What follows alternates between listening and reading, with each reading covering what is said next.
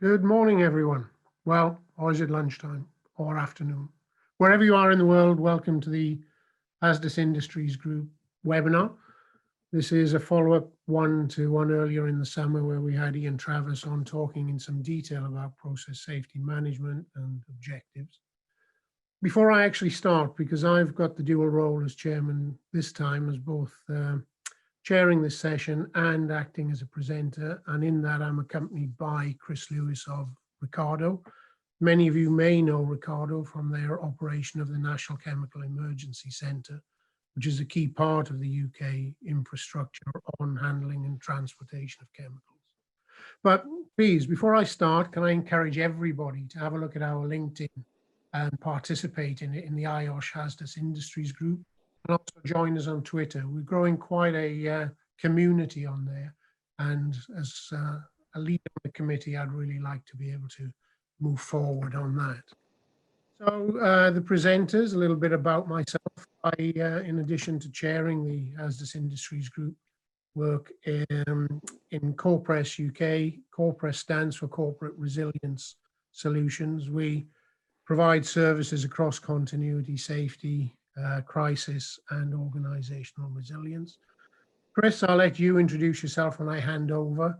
We're looking at sharing the benefits of safety, business continuity, and organisational resilience. And there's a reason I've chosen these three standards to look at it. These disciplines really are making a significant contribution to the protection of organisations, of businesses and people. And yet they've got very different backgrounds. I want to discuss the tools and techniques associated with each discipline and start to illustrate benefits through a discussion of case studies. And we're open to questions at the end. So we hope you take a lot away from this. But there's something I really want to stress. Each of these three disciplines is very specialist. It has its own language, its own structure, and its own approach. And yet, I believe there are an awful lot of linkages across there where each benefits very strongly from each other. And in this webinar, in what, an hour or less, we're not going to be able to get into tremendous detail, but I hope to be able to more than scratch the surface and encourage you to learn and read more about the backgrounds to these. Chris, can you move on? So the program we've put together is introduction and overview. This is where we are at the moment. I'm going to go in and talk a little bit about organizational resilience, obviously into process safety to set the scene. And then when we get to business continuity, I'm handing over to Chris as the second presenter, who's going to take you through in a lot more detail some of the tools and techniques of business continuity before we come back out and start to look at case studies. So thanks, Chris. If we take a traditional look, this is reason most people who work in safety and process safety are familiar with this. Process safety is about trying to control those higher hazards, those exposures, those high energy events that can lead to injury to individuals and societal risk in terms of multiple groups of people. And reason put forward that systems have multiple defensive layers, and we see these systems defenses, and we understand that if they fail, if there's weaknesses, that we can get connectivity across them. So even if there's multiple barriers, we can still end up with quite significant events. But the key word here that I'm going to come back to time and again in this presentation is systems. Because systems and systems theory play quite a major role in the understanding and evolution of where standards are moving to and how organizations are starting to have to adapt to changing circumstances. Chris? Okay, let's go back a little while. And I apologize to BP for this. I always apologize to companies who are doing their best and have major incidents. Many of you remember 2005, BP Texas City, where we have a distillation column and startup. It floods, it overpressurizes, and as the Baker report suggested, there is a geyser-like release from a vent stack, a release of hydrocarbon, finds an ignition source, believed to be a vehicle. Now 15 workers are killed and 180 others injured, and tremendous amount of disruption, devastation in that area. If we go into reports like BP Texas City, and I could have picked any number of reports from any number of companies, we always find quite a shared background. We've got, in this case, an older plant with a mixed history. Site that had numerous changes in management, both at the refinery and corporate level. So we've got a background history, a context, and context becomes very important. And we've seen that organizational changes have occurred over a long period of time from when this plant was first installed and operated. And those organizational changes can adversely impact process safety, management structures, budget cuts, and so on. If we go into the detail, if we get down into the actual plant, multitude of learnings there. Instrument technicians describing instrumentation as being run down, under disrepair, and so on and so on. Procedures did not reflect actual practice. Staffing levels were poor, training and inadequate. And we can look across a multitude of these elements. And these are the barriers that are breaking down. They're not all physical, and they're not all barriers on the plant. What we're seeing in these major incidents are that the organizational backgrounds, the system that sits around and supports these operations as it is at fault, there are weaknesses in it. Chris? So what are we talking about? Three very different perspectives on the world, and this is what I want to try to take you through. Some of you may be familiar with work by a strategist called Edward de Bono. He looked at lateral thinking. He looked at different ways we work as individuals. One of the things he came out with was that he came out with a theory of hats, 7 hats. We put a hat on and we look at things from different perspectives. In this case, I want you to play 3 roles. I want you to think of what the world looks like from a process safety professional. And I want to take you into the business continuity world. And I want you to look at it from that perspective. It's different. It's got different objectives. It's trying to achieve different things. And so is organizational resilience. Let's have a look at the world from those. Here I've quoted the standards. Organizational resilience, the ability of an organization to anticipate, prepare for, respond, and adapt to incremental change and sudden disruptions. What do I like about this? It's that element of incremental change. Go back to BP. The Texas City incident didn't start with the overpressure of that distillation column. The problem started many, many years before, when the organization starts to change. And that design envelope of the plant fails to maintain its integrity. It's a mixture of everything that builds that organization. Decentralization, changes in management, changes in financial pressure. Let's just stop for a second and think, what are the changes that apply in this world at the moment due to COVID have to bring on board? And an awful lot, I would suggest. Process safety, the managing and integrity of the operating systems, particularly in handling hazardous substances, and continuity, the capability of the organization to continue the delivery of products and services. Okay, Chris? So if we try to tie these together, it's easy for me to say at the top, all 3 of these disciplines have elements of avoidance and mitigation, an aim of protection, and a response element to the risks, to the implementation of problems. But organizational resilience is really quite interesting. It's the first, or one of the first, of the British standards that starts to bring out the concept that it is not a system standard in a traditional sense. It doesn't follow a PDCA approach, a plan, do, check, act. It is a strategic standard. It's trying to get the engagement of the great and the good, from the C-suite downwards. It's looking at organizations very, very differently. And it's looking at them through the eye of a complex system. And that's where this cloud structure comes. A system is anything that we can define ourselves, which has a boundary, a defining element. It exists with a whole series of components interlinking within them. And those elements and components have an energy and a relationship that's liable to change. whether it's finance, whether it's legal liabilities, assets, leadership, whether it's the risks and the hazards and the activities and the people, they all interact, we all make our organization. And traditionally, management systems overlay structure and control because they seek inconsistency. Business continuity and process safety fall into this. Process safety through its background into safety management and ISO 45000, business continuity through its system. And so we want consistency, we need control. But organizational resilience has this different hat. It looks at it from a very different perspective. It turns around and says, well, actually, this system is complex, it's adaptive. We need to change and we need to move. We need to reflect not just the changes within our organization, but we really do need to respect the fact that the organization exists in a context and it has linkages to other systems outside. And the energy and the movement and the change, we have to be able to adapt to. Go on, Chris. So, very simply, why organizational resilience? Well, I've gone back here to a book I hope most of you have at least heard of or come across. And don't worry, everything I refer to here in terms of references will tie together and circulate afterwards.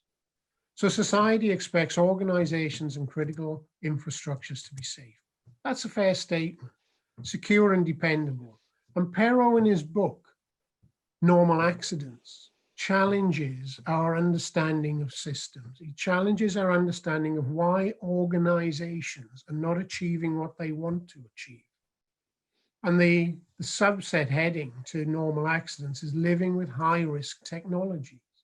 And although it was published originally in the 80s, it was updated in the 90s, and it continues to be a book that I highly recommend in terms of looking at the organizational influences that apply to major incidents and major accidents. Chris? So if we go forward on this, what is organizational resilience? I said it's a system. I said that it's built around a very strategic standard, not a control point or tick a box and follow a structural process. And that it focuses on change. It focuses on adapting to the challenging conditions that goes beyond the response to disruption. It looks at the positives. It looks at the leveraging of opportunity. And at its heart, it has governance as a driver, the delivery of sustainability. It tries to link all the work that's been done in many organizations about risk governance.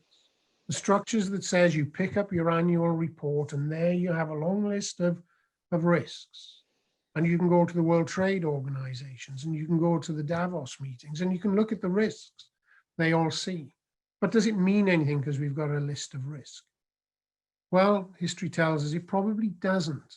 And this is where this standard now is trying to bring it in. It understands that organizations are complex and multi-dimensional. And there's a very interesting paper, well, it's more than a paper, it's a brochure out by Professor David Denyer, who's sponsored by British Standards. Professor Denyer works at Cranfield University. And here he's broken down through academic research and other studies, a very interesting document that looks at, well, how do we actually implement organizational resilience? And in it, he concludes it is definitely not a plan, do, check, act approach. And he's come out with a solution, not even sure if it's a copyrighted solution, which he calls Foresight, where he looks at what makes those elements of organizational resilience. And a lot of it is about the ability of an organization to be able to respond to different changing circumstances. So it builds a model within it in which we have a system of adaptive innovation, of performance optimization, where we're looking not only at defense, because process safety and business continuity do tend to look very heavily at defense. Whilst we want to engage with organizations and cultures, whilst we want to look to the future, we have to respect that the primary elements are about prevention and control. Organizational resilience is different. It's got this future view of sustainability. And so they're building elements of preventative control, awareness, adaptive responses alongside leadership, resources, and capability. It looks at hard and soft capabilities. Chris? And so if we wanted to capture it into a model, because models are nice to look at, words get thoroughly confusing. At the heart, we have resilience, and to deliver it, you've got to have a capability, series of resources, and leadership. But beyond that, what it's actually saying is it's driving organizations to start to think of how aware are they of the exposures? Not just we've got a list of risk. Awareness goes far, far deeper than that. It moves into what many organizations over the years have tried to look at, which is high reliability organizations. What is it? What he says that if we don't have mindful action, by he, I mean Denyer, he says mindful action is made up of this inherent awareness, this challenging, this need to know, this not being comfortable if we don't have sufficient detail. We don't want to simplify, we want to understand. And when we understand, we have to have an ability to adapt. And then within that adaptability, there's got to be elements of control. And that control comes through the implementation throughout the organization of standards such as continuity and process safety. But all this is set in an ever-changing context. And I find it interesting to just sit back and say, well, in a COVID world, how good is our government at organizational resilience? Any government. They understand the context and they've got an awful lot of awareness. And how adaptable are they to the changing circumstances? How much control can they influence over what they wish to achieve? And that's the level that organizational resilience is trying to get us to engage with. Chris? If we move now into the heart of this presentation, which is the process safety side. I quite often refer to process safety management, but I'm in danger by putting the M of management in it. But if you go back and you read a lot about it, it points out that, particularly with OSHA and other countries, process safety management does have various connotations into a regulatory environment. But process safety, let's take the CCPS, the Center for Chemical Process Safety definition. A disciplined framework for managing integrity of hazards. The operating systems, the processes, the design principles, the control. And it's all about the control of incidents with the potential to release energy. Hazardous materials included in that. So it's not just chemicals, it's not just process, it's any industry that's handling operations where there are hazards, where the energy levels that could be released or through failure of containment are significant enough to kill or injure large numbers of people, to destroy or seriously damage plant and equipment, to cause damage and to damage the reputation and attract negative media interest. It's interesting the CCPS drove that in very early in the development of process safety. Chris? Now, if we build a process safety model, it's interesting to say, let's start with the bow tie. The bow tie where we look at everything from the hazards, the safety barriers, the control, the leading and lagging indicators on the left-hand side. We want our process, we want our operation, we want our utility side, we want the transfer of electricity to be protected and to be safe. And we put a lot of work into the barriers, the engineering, and PSM, process safety management, as some magic tools to do this, which the other sectors of business continuity and organizational resilience would gain a lot from understanding, from being able to apply hazard and operability studies, from understanding the concepts of leading and lagging indicators. And in the bow tie, obviously, we've got not just the left-hand side, which is the protection, but obviously the awareness of an event, the response to the event, the controls that need to be in place for mitigation.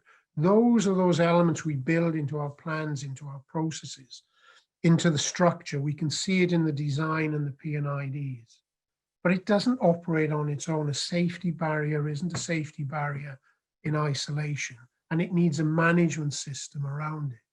Chris? And again? And that management system folds around, in this case, our bow tie. And it looks at those elements of knowledge and competence we have, the designs, the systems and procedures, assurance, how we check, what we do, the human factors and the culture. And in this case, I've taken the ICS model, the Institutional Chemical Engineers Safety Center model, taken the words and put them into a pictorial diagram to show how those elements of it come into. And it is this management side where business continuity and organizational resilience have the greatest influence in terms of tying and linking together. As we go through the case studies, or as Chris takes you through them, we're going to be looking into not just the management system, but how they can tie in and link to awareness and structure around the protection and the bow tie elements. Chris? So that takes us into what I want to be slightly contentious about. Let's start with just two statements. Safety barriers, we must understand that they include all elements. That's my return to systems. Everything that's required for that barrier to perform its safety function. That includes all the utilities, anything that's safety related to it should be contained as part of it. This could be hardware of multiple components. It could be the people that interface with it, that take the information. It could be the people associated with maintenance, with checking, with testing. It can be the sensors, the actuators. It could be the reliability, the design of that system in itself. And each of these barriers is a mix of those, and it requires that management system that sits around it to ensure that it operates effectively. Now, I see business continuity as an aid to that. But remember, business continuity is not what I would call a reliability and maintainability discipline. It starts with a very different set of questions. And it's almost as I'm going to ask you to change your hat. Put your hat on and pretend to be a business continuity advisor and sit back and have a look at this. Because fundamentally, business continuity is not about asking how a safety barrier will fail. It's not at the moment really focusing on the safety barrier. What it is doing is it's building a process top down. It's asking the organization to challenge what it does, how it does it, what its business is. And it's understanding what the risks are to that business that's going to prevent the business from achieving its objectives, from achieving its products and services. And it should be taking the top down, the big picture, and coming down through the business, from the business end to the, from the corporate end to the business unit, from the business unit to the site. And of course, when it gets to the site, it should come down into a process unit. It should come down to the point of understanding how important these activities are to the business and what prevents those activities from happening. And it's when we start asking those questions of what is the impact of failure, we change where the process safety map is as to how can it fail, why can it fail, how can we stop it, into very much focusing in what is the impact. What is the impact to the business? It's bringing in the finance, it's bringing in the disruption, it's bringing in the quality and the share, but it's also looking at the regulations. It is looking at the impact on people. And it's going beyond that to identify the business implications. It will ask questions on the risks to the business and the failure of critical systems and what mitigation is in place, what's to stop this happening. And if you lose a safety barrier, what does that mean? What's the implications to the business of you losing that barrier? And something we rarely talk about in process safety, it starts to force a discussion on timescale. And timescale for business is cost. And with that in mind, I want to hand over to Chris. Thank goodness I don't have control of these slides, Chris. It's over to you, sir. I control my own slides, David. Thank you, David. I'll just do a quick introduction before I go into kind of business continuity. My name's Chris Lewis. I work for Ricardo Energy and Environment, and my kind of area of expertise is in business continuity. I've worked in the oil and gas sector, both in the UK and the Middle East. helping clients, organizations with business continuity management following various standards.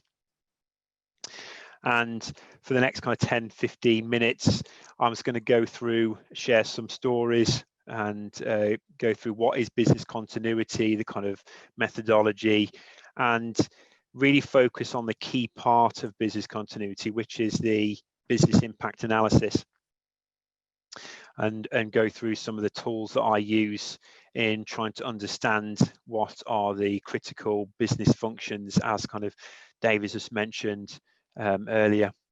And then I've got 3 case studies that we'll kind of analyze and go through, sharing how what organizational resilience and business continuity, what they would have helped in terms of the response to that incident from both sides of the bow tie. So business continuity. What is business continuity? It is a holistic management process that identifies those potential threats to an organization and the impact that these threats could have on how the organization continues to fulfill its requirements with regards to products. And it's just providing an extra framework for building that resilience. And what we have in this slide here is all the things that you'd be thinking about in terms of business continuity. So the impacts, what are your activities, what are your processes, what's your supply chain, your staffing, outsourcing, your IT. A lot of people think that business continuity is just about information technology, and it's more than that. It's not just IT. I see business continuity when we have an incident. The first phase is responding. The second phase is dealing with the crisis, so the reputational impacts, the legal implications, and then business continuity is kind of that phase 3, where we're thinking about starting to look at the recovery and getting the business back up to when it was before the incident. So it's trying to identify that the time scale. So how long can the business survive for if there was a disruption? So that's what we're trying to achieve, and also what actions, tasks we need to do to get the business back up to normal operations. And BCM follows a methodology, a cycle. And the first part within this framework of business continuity is the analysis. We are looking at the current state assessment, and that's really understanding your organization, both internally and externally. So what are your products? Who are your stakeholders? What's the impact? What are their expectations? It's understanding as much as you can about your organization, your environment, and it's capturing all that information.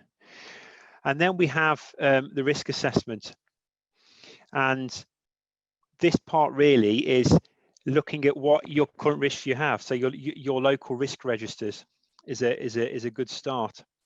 Now, in the world of business continuity, the British standard states that you do the business impact analysis first, then the risk assessment. In Asia, it's the other way around. They do the risk assessment first, then the business impact analysis. And I think the reason why the British standard is to do the BIA first is that we are just identifying what is critical. So what are your critical business functions, and then looking at the risks to those critical business functions, not looking at every risk within the organization. But I strongly believe it's good to have at least a good understanding of the risk profile of your organization, your activities, as a starting point for your business impact analysis. So you're understanding your organization, and then we've put in yellow business impact analysis, and this for me is the most time-consuming and most important part of the business continuity management process. And with the BIA, the reason why it's so time-consuming is because you have a lot of workshops, a lot of interviews, and you're also conducting a business impact analysis at different levels of the organization. What I mean by that is, when I'm doing a BIA, I like to start off at the strategic senior management vice president level, and I get them to do their business impact analysis first. And the reason why I get them to do it first is because sometimes because of where they are, they don't fully understand all of the business risks. So I like to do senior management first, then I start down at the site level, at the operational level. They do their business impact analysis, and then middle management, tactical level for business impact analysis. And then I go back to strategic and say, look, you thought it was this, there's some new risks here, and it's getting that holistic, complete picture of what the risks are to that organization. So they are quite time consuming. Like I said, I'm going to show you in the next couple of slides some of the tools that I use. I worked in the oil and gas sector, and I was based out in the Middle East working for a gas company, and we had a gas site and a sulfur station. And it was before I joined, but we had this is some of the benefits of business continuity. We had when the site was being built, the senior vice president decided he wanted to have 2 sulfur pipelines. So the liquid sulfur would get transported from the main site to the sulfur station, where it would be turned into the pellets, which would then go on the train and then sent to the port. And like I said, the senior vice president decided to have 2 pipelines, which was at an additional cost. And it was a good job that he'd done that, because after a year or so, one of the pipes exploded with this luminous sulfur liquid in the sand. But it meant that we could continue operations. It meant that we could continue half the production rate to get that sulfur and continue and maintain. So the business impact analysis is all about identifying what is most critical and looking at the risks. How can we mitigate, reduce, eliminate these risks, so if something does happen, or we might not accept the risk, the risk may be too expensive, but we have to then, what's our risk appetite? So that analysis phase of business continuity is so important, and like I say, very time consuming. When we have all this information, that's when we can then start looking at the governance. We can then start putting together recoverable strategies. So if something did happen, what strategies are in place? What are our minimum resource and requirements to get product A, B, or C back up to full production again? So then we start thinking about, okay, what strategy we have to have in place, so if something does happen, we can respond as quickly as possible, we can deal with it, and we can recover. And then we put this into a business continuity plan, and we document everything with the scenario specific threats, and we can put that into the document and use that during, like I say, the recovery phase of response to an incident. Implementation. So what resources do we need to implement our plan and to respond? What training and awareness do we need to make people aware of? And that's something that's often overlooked. People put a plan together, and then they may train once, twice, once every 2 years, once a year. That training and exercise and awareness is so important to maintain that competency and the role, so if something does happen, you can respond efficiently and effectively as possible. And we've all had a lot of chance with that with COVID-19. A lot of organizations have been responding to this disruption. So training and exercising is important, whether you do it a couple of times a year, and also exercise and testing. So exercise the plan. Does the plan work? What change do we have to make? These plans are live documents. When you expand your organization, when you contract, when you change your product, add a new product, this is where that business impact analysis comes in again, where you have to update the plan and the associated documents. And it's got that continuous improvement and quality assurance of business continuity. So what I want to focus on now really is that important phase in yellow, which is that business impact analysis. And what this means is looking at defining the threats. So any risk is the business determined by the likelihood that a threat occurring and the vulnerabilities that are identified within the business operation and the consequences. And what I like to look at is stage one is define the threats. So threats to your business, now they can vary widely. So you need to review your value chain, your previous risk assessments, your critical business processes. Use that current risk register to help define your threats, because that will provide you with good guidance in terms of what you think is, like I say, your critical business functions, and also saves you a bit of time as well. The next stage is define your assets effect. So once you've identified your threats, you need to start looking at how they affect your critical business functions, such as your payroll, specialist machinery, facilities, IT. And then stage 3 is the assess the impact. So understand the impact of that threat or a loss of failure to the business process within those business operations. So again, it's looking at reviewing the impacts, whether it's the reputational damage, whether it's money lost through not being able to sell your product. These are things you need to be looking at as the first part of your business impact analysis and risk assessment. And the best thing to do with all of this, and I use, there are many different tools out there. I like to use Excel spreadsheet. I like to keep it simple, but you can get software platforms where you can put all the data in and then it produces a report in terms of what's critical. Like I say, I like to use Excel.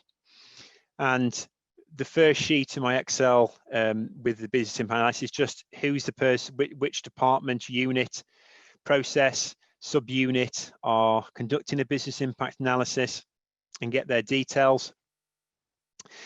And then the first part is all about the listing, identifying what are your critical business functions. Start off with a function number, name of the function, and then a description of that critical business function. And what's the impact?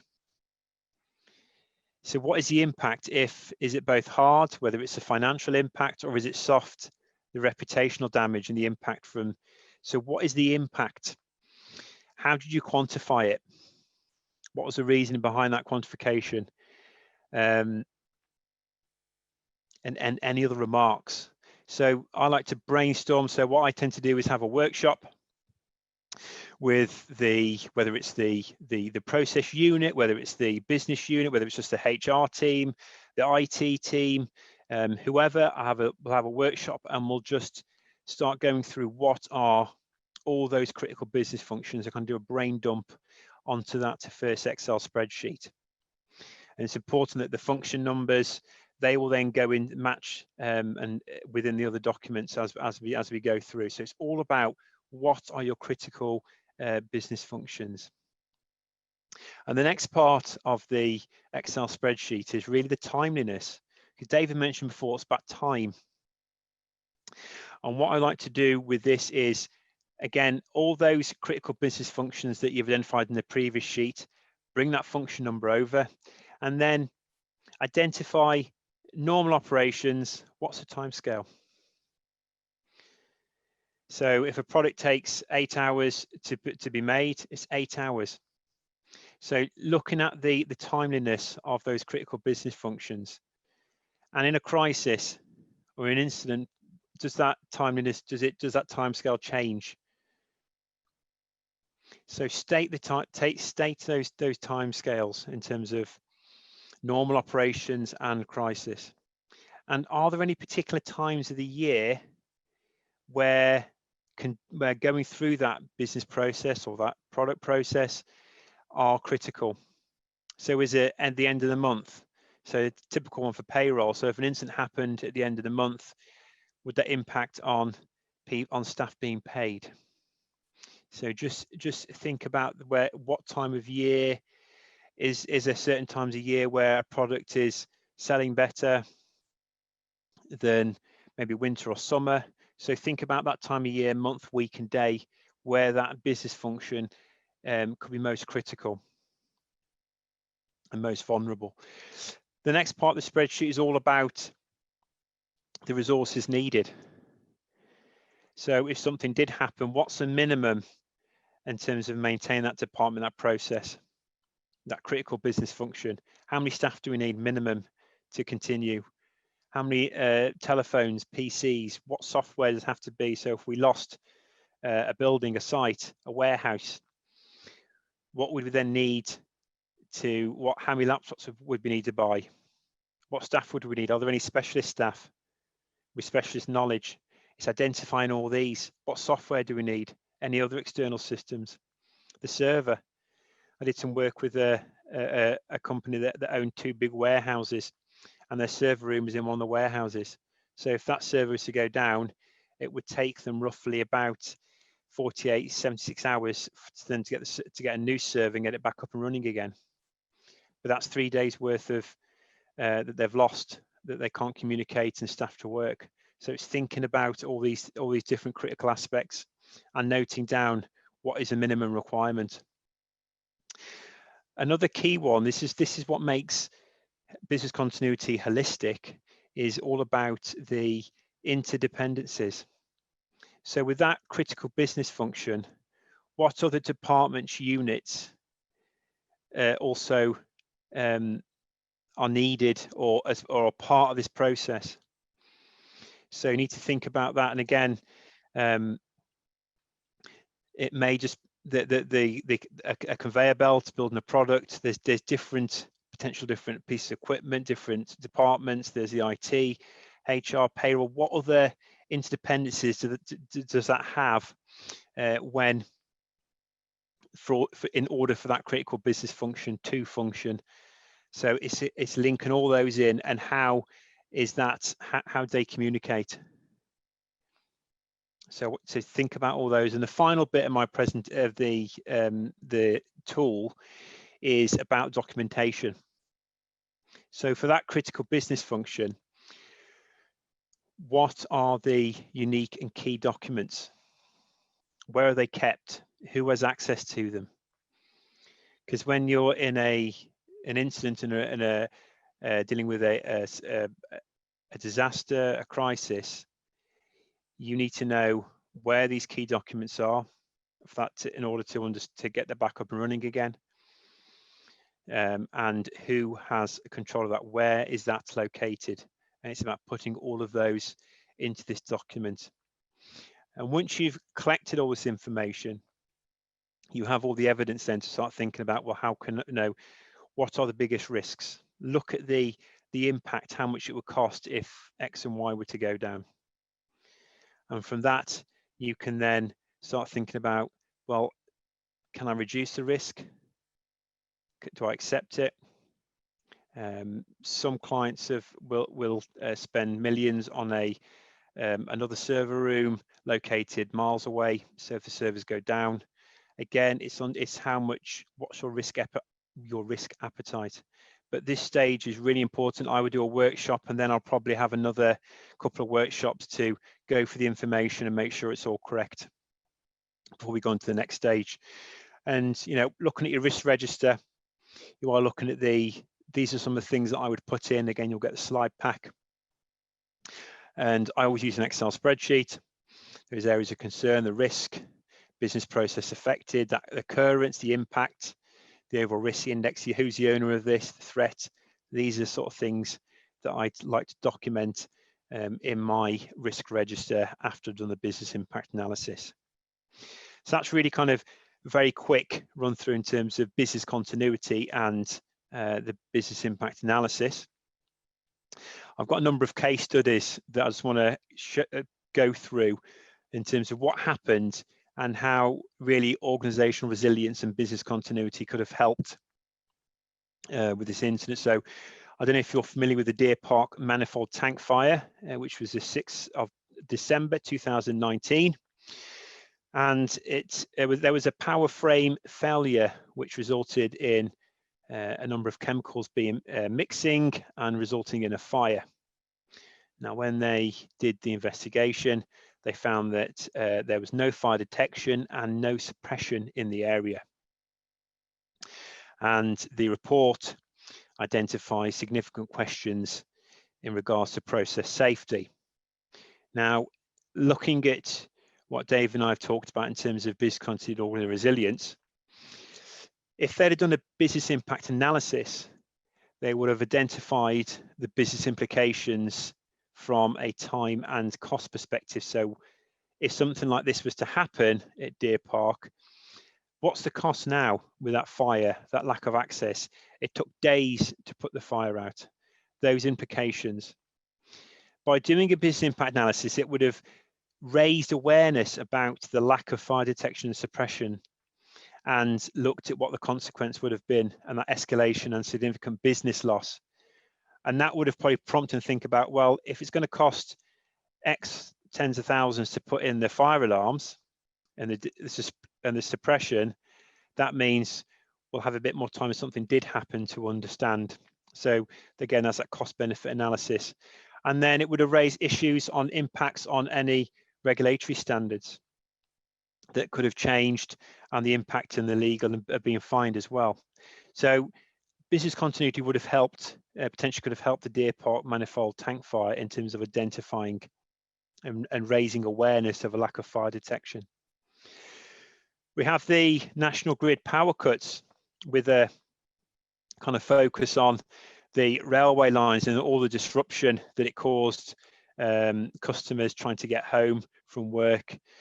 And this power surge caused regional loss of power to areas in the UK. Many companies impacted, and that includes Network Rail, multiple trains affected, and in a way the recovery process didn't work. And if they'd have looked at organisational resilience, it would have raised those questions on the ability and capability of Network Rail to respond to those kind of difficult circumstances in terms of getting them better prepared. And business continuity would have challenged the train operator's ability to restart the trains, which is what caused a lot of delays with having the power cuts. Restarting the trains took too long, and again, they would have, doing the business impact analysis, they would have identified the timeliness of that through normal and in a crisis situation. So really, both OR and BC would have challenged the recovery strategy and resourcing for Network Rail. And the final case study is all about Buncefield, and a lot of you will be aware of it. Overfilling of the tank caused 300 tons of petrol to spill over, resulting in a fire, resulting damage to the site, severely impacted fuel distribution, including aviation. And the incident really highlighted how critical Buncefield is to national critical infrastructure. So how would OR and BC have helped? I think OR would have raised questions over the implemental changes over the years to the site. So if things changed, new parts added. BC would have asked questions about the adequacy of detection of the alarm systems and the processes. And BC might have questioned the current relevance of process safety on aging plant and equipment. So again, the benefits of business continuity than process safety, it starts to ask more holistically those kind of questions, those critical business functions, and what could happen if we have an incident, the impact on the organisation, and ultimately the organisation's survivability. David.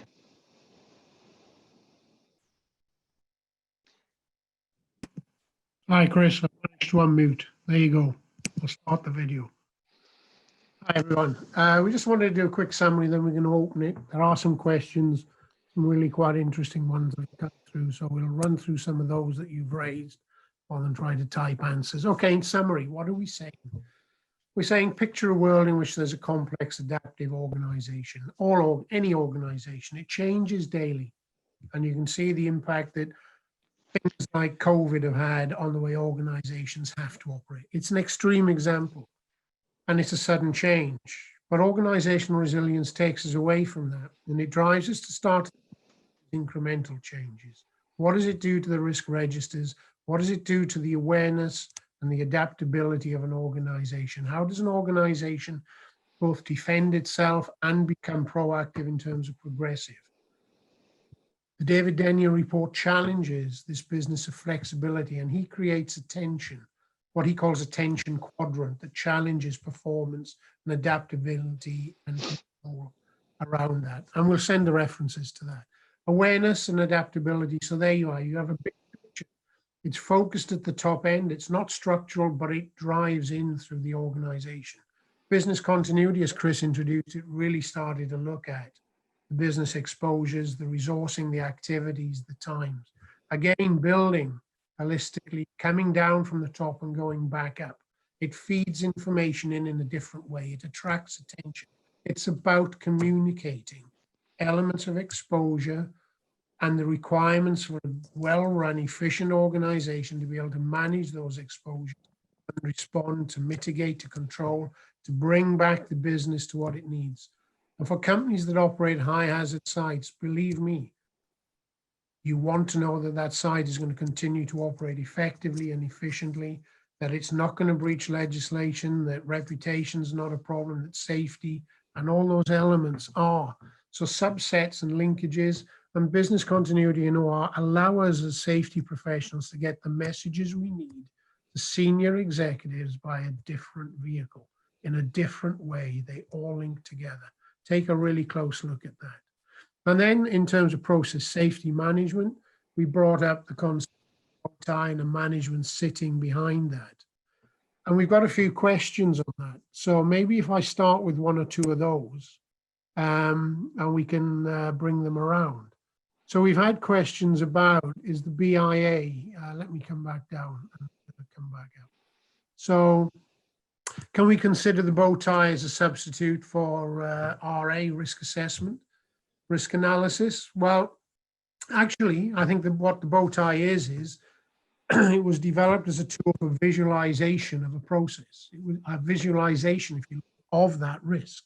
When you've done the risk analysis, when you've done the QRAs, when you understand the process and you've got everything in place, it's a means of communicating and sharing that. It's a means of structurally breaking it down to remind everybody how important the interaction of these barriers and activities and systems are. So we can run with that.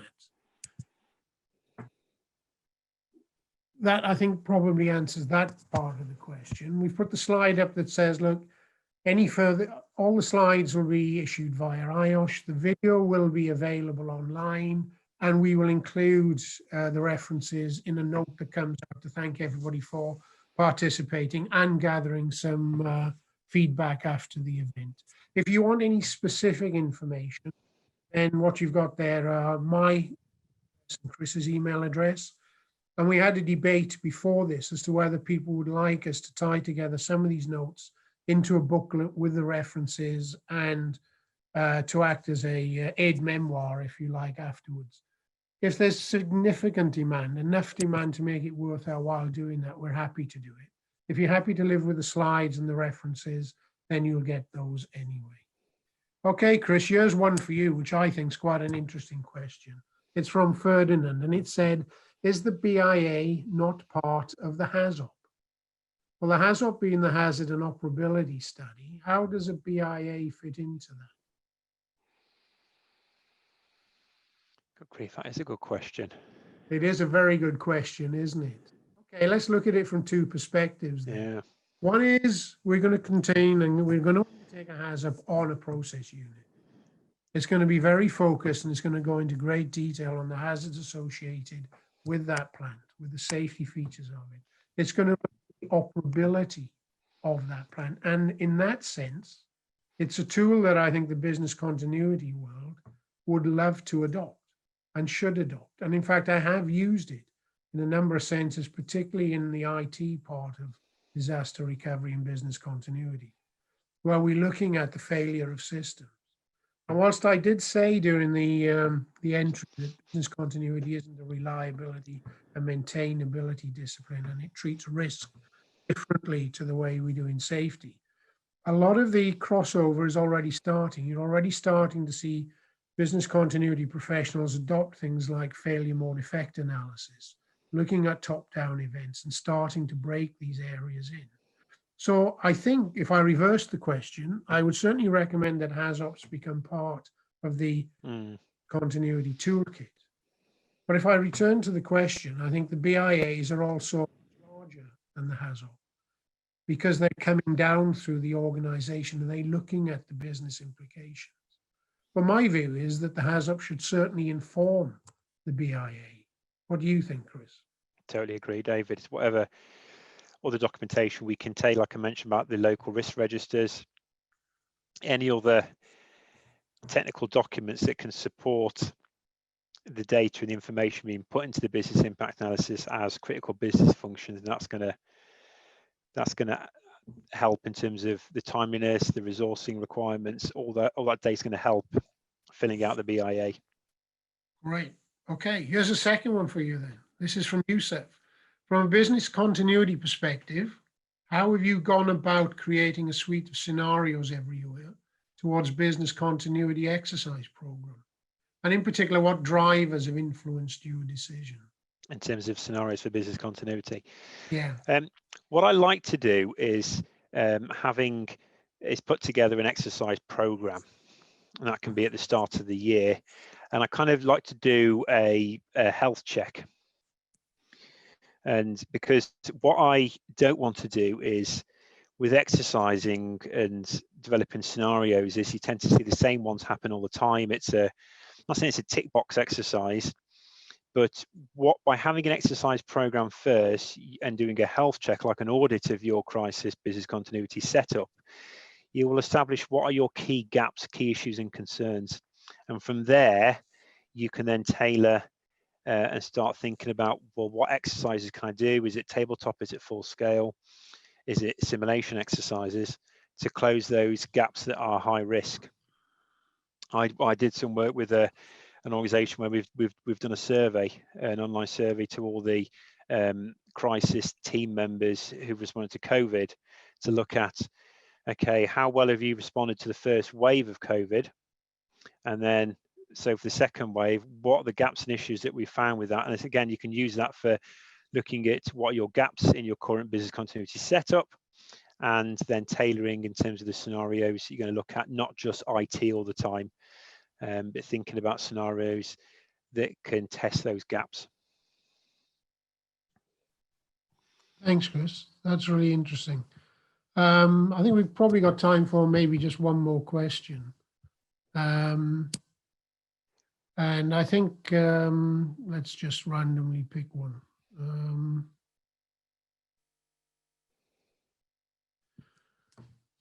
How about the unexpected pandemic scenario like COVID? How business continuity can be planned? Is it proactive, reactive, or dynamic? Well, hopefully be a bit more proactive. So how do you make it move from all these spreadsheets that you showed us into being a reactive tool that people actually use? So with my spreadsheets, what I've tried to do is make it as simple as possible in terms of business continuity. The simpler it is, the easier it is when we do have a disruption. So what I've done with that tool is I can then take I can literally cut and paste bits from that into the business continuity plan. And the type of things in the business continuity plan, we'd be looking at those kind of recovery profiles for each of your departments, units, would help with the scenarios. We can into the resourcing planning part of the plan. So that's a tool that I've developed and used, continually update and change, just to keep it as simple as possible, David. Simple is the best way forward. Well, thanks for that. And it's now just past the hour. And I know that Dimple and the IOSH system do like us to stay roughly to time. So just a reminder, you've got our email addresses if there's anything that you need. I'm going to try to see for the questions that we haven't answered, whether we can get a copy of them and maybe get back to you somehow online, because we can't go through all of them. But I'd like all of you to thank all of you for participating in this. If you want a booklet, send us a note and we'll try and do something. And just a reminder at the start, please engage with us through the IOSH Hazardous Industries group on LinkedIn and through Twitter. And we're always interested in stories, in case studies, in feedback and comment. The aim is that we're going to keep these webinars running. We're hoping to get Ian Travers back for more of his entertaining thoughts and input on process safety management. We're going to continue management systems, and we're going to look into wider aspects of risk. So again, thank you all for being here. Chris, anything you'd like to say before we say goodbye? No, thank you very much for having me and inviting me, David. So thank you, everybody.